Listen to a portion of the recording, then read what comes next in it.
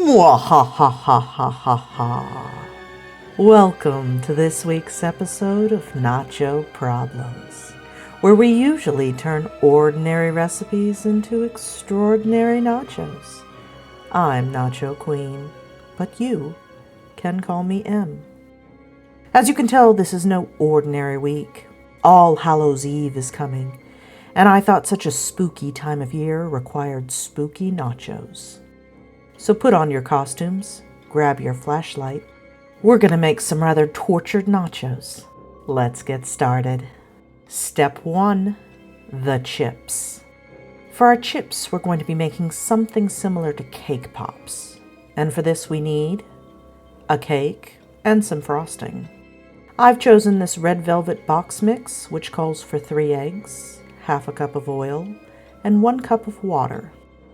Red velvet should always have cream cheese frosting, which I really should have made from scratch, but I suppose this will do. We also need some candy melts. If you're having trouble finding these, try a craft store in the cake decorating section. They're basically fake white chocolate, but they don't require tempering like real chocolate, so they're less hassle. We'll start by mixing up our cake according to the directions. Now, you can absolutely do this with a store-bought cake. You might just need some extra frosting.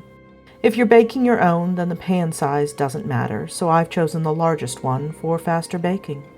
Next, it's into the oven at 325 for about 25 minutes. The box said 30 to 35, but I think my oven runs hot.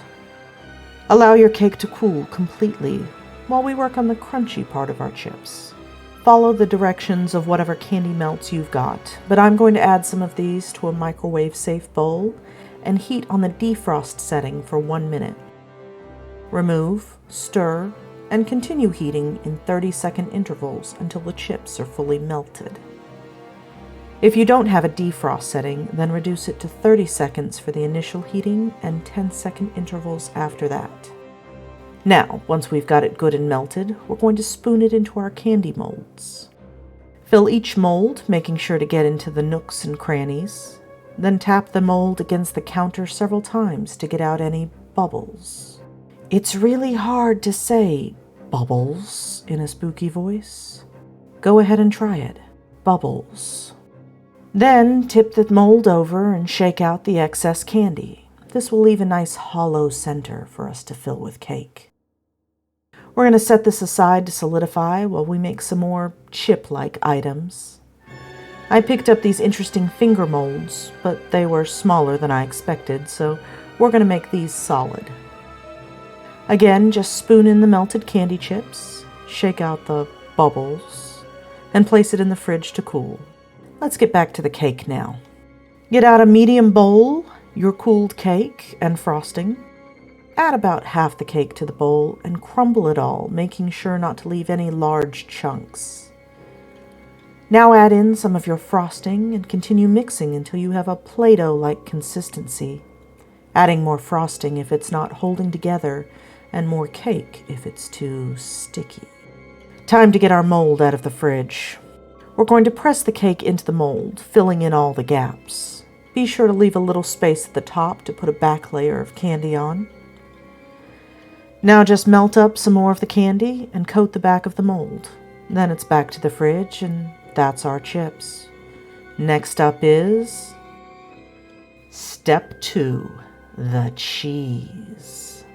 For our cheese, we'll be making a homemade raspberry sauce, and for that we need about 3 cups raspberries, a 1/4 cup of sugar, or more if you like it sweet, 1 teaspoon lemon juice, 2 teaspoons cornstarch, and 2 tablespoons of water, divided.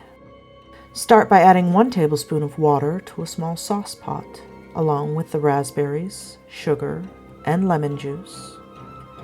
Cook this over medium-high heat, stirring and mashing the berries for about 3 minutes, until it begins to boil and starts to resemble a crime scene.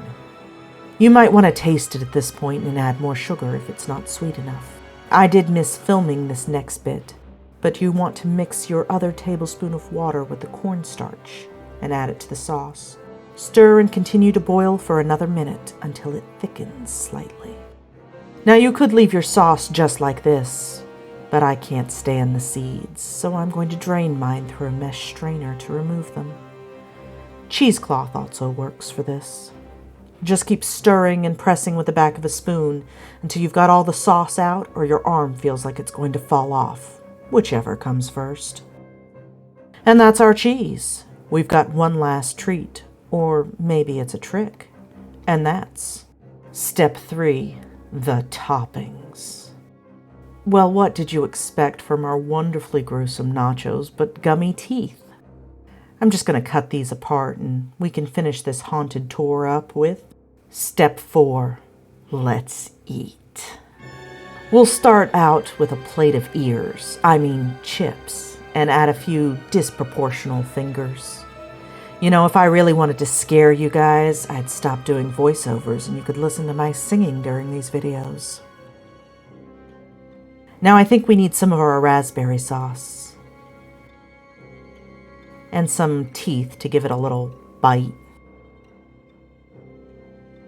And there we have it. Now, which of my victims do I get to torture today? Ah, yes, young son. He's always around when red velvet cake is involved. He didn't really care for the sauce as he felt it was too tart, but cameraman thought it was perfect. The ears were very fragile, but they turned out okay. All in all, I'd say it was spooktacular. Well, that's all for this week. I hope you enjoyed it.